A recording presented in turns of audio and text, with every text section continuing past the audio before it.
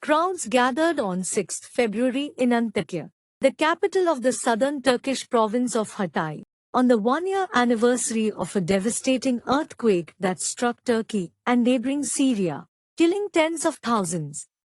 Millions of people across Turkey were set to mourn the loss of more than 53,000 friends, loved ones and neighbors on Tuesday, killed in the country's catastrophic earthquake a year ago.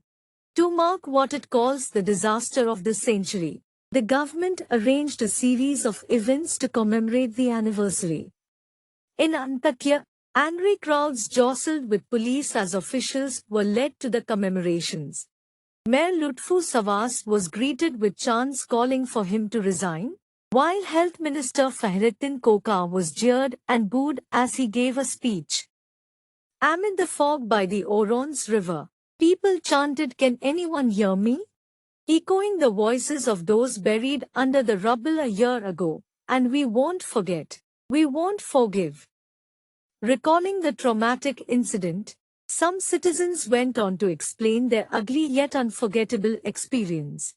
Mustafa Bahadirli, a 24-year-old in Antakya, said some of the people were buried alive. She said that they called government father, but the government left them without a father. They were abandoned for days and are still abandoned. Another survivor, Sebnem Yesil, 22, criticized both the government and opposition politicians such as Savas. He said that the authorities have been extremely disrespectful. It has been a year. They never came, and now when the government is here for a ceremony, government didn't hear their voices. He asked the authorities to at least let them grieve.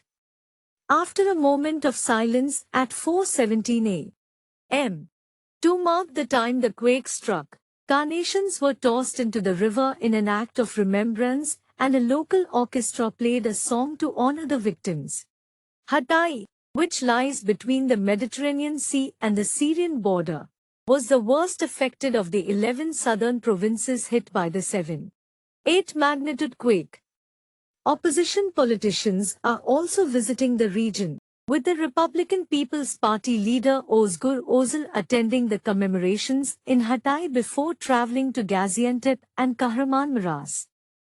Crowds in Adıyaman held a silent march, passing a clock tower that for the past year has shown the time of the earthquake. Schools were closed for the day in many of the quake-affected provinces.